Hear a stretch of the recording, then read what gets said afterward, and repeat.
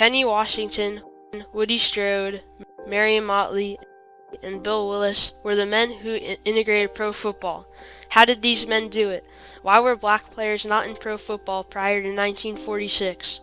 Unlike baseball, pro football had some African American star players when it began in 1920, but banned them, like in baseball, by the mid-1930s.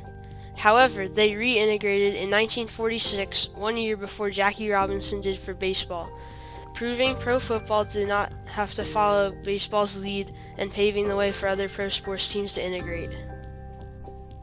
The American Professional Football Association, soon to be called the National Football League, was established in 1920. There were 14 teams and about 20 players on each one. In the first year of the league, Fritz Pollard and Robert Marshall were the only two black players. Pollard became a star and was inducted into the Pro Football Hall of Fame in 2005. Some of Pollard's many achievements included being the first African American coach in the NFL in 1921 with the Akron Pros and winning the first ever championship of the league. Paul Robeson and Inky Williams joined the NFL in 1921, making 4 black players in the league.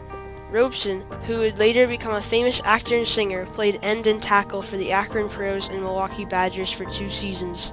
Over the next 2 seasons, 5 black players entered the league. Duke Slater was the most notable, playing 10 seasons in the NFL. During the first few seasons of the league, black players were clearly singled out. Opposing white players would try to injure them whenever they had the chance. They would step on them, push them, or even punch them. Fritz Pollard said, "I think it's because I kept my sense of humor. I just got along, I took it, and bounced back for more. And scoring touchdowns won a lot of Southern players over to my side." Some teams wouldn't even play against a team with a black player. In 1926, the New York Giants wouldn't play a game until Saul Butler of the Canton Bulldogs grudgingly decided not to play after a 10-minute delay at the start of the game. In 1926, Fritz Pollard retired from pro football. The number of black players in the NFL started to decline. From 1928 to 1932, only 4 black players entered the NFL. By 1933, only 2 black players, star halfback Joe Lillard and Ray Kemp, remained in the league, playing professional football. In 1932, George Preston Marshall, a wealthy businessman who owned a chain of laundromats, bought an NFL team in Boston. The team would be called the Redskins in 1933 and moved to Washington, D.C. in 1937. He did not like having black players in the NFL because he thought they hurt the league's image. Marshall convinced other owners at league meetings to ban black players in the NFL. Even though there was no official barrier, it was clear that the owners implemented a gentleman's agreement, like baseball had in effect since the 1880s, and refused to sign black players. By 1934, there were no blacks in the NFL. Many black players had no place to play but in separate black leagues. Fritz Pollard coached an all-black team in Harlem. Most of the all-black teams were unstable because of financial problems. In 1938, the Chicago Bears played a charity game against a black all-star team coached by Ray Kemp. The Bears crushed the All-Stars 51-0. The NFL never held another game like this against an all-black team. Many colleges still had black players, but no NFL team would draft or sign them. Ozzie Simmons was an amazing college player for Iowa in the 30s, but he unfortunately couldn't play in the NFL due to the barrier. George Halas, owner of the Chicago Bears, told Simmons, "Ozzie, I'd like to use you, but we have an unwritten rule in the National League, and that is blacks can't play." From 1938 to 1941, UCLA's Kenny Washington was a great college player, and there were rumors from newspapers that he'd go to the NFL. Still, the gentleman's agreement remained in place among the owners.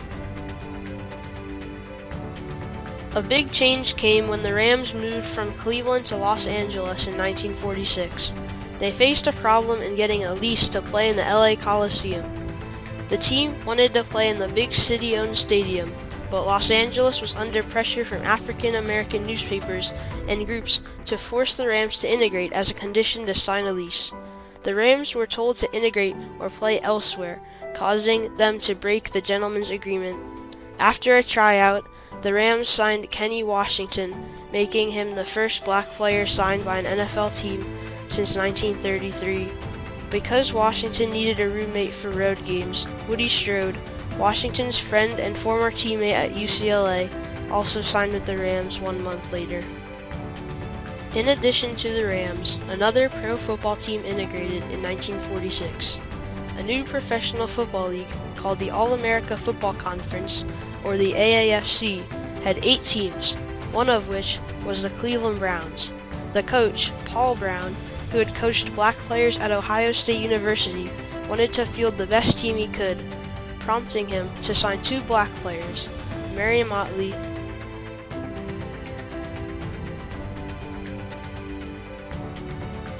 and his former Ohio State player, Bill Willis.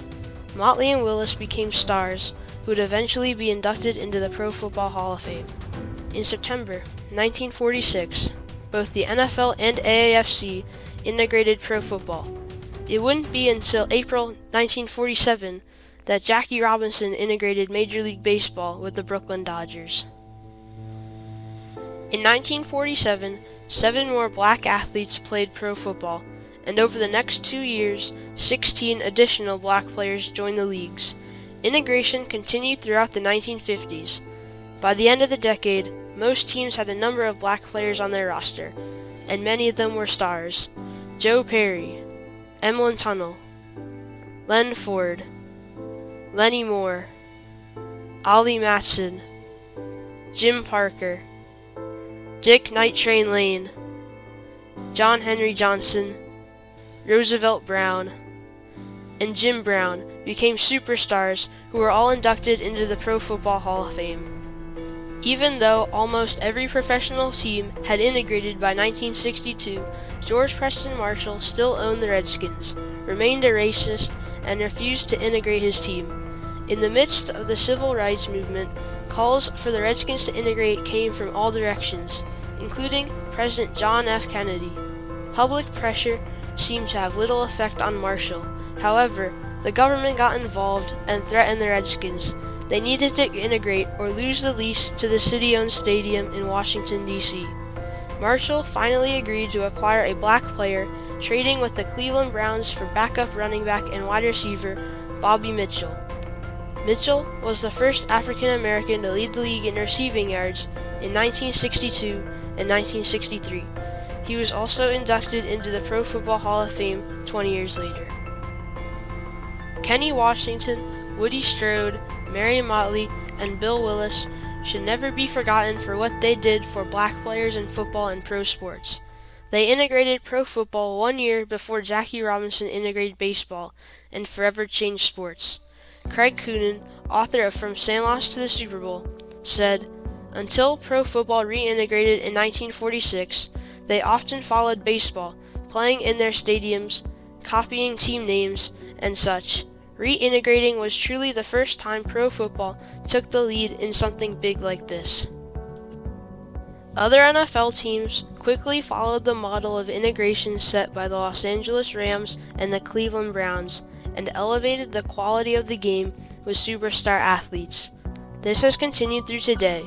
Currently, more than 70% of NFL players are African American and excel at every position, and have achieved great success in the front office.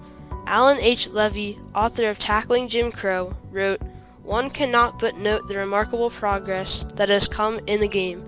African Americans now dominate the NFL's personnel. It is a remarkable transformation."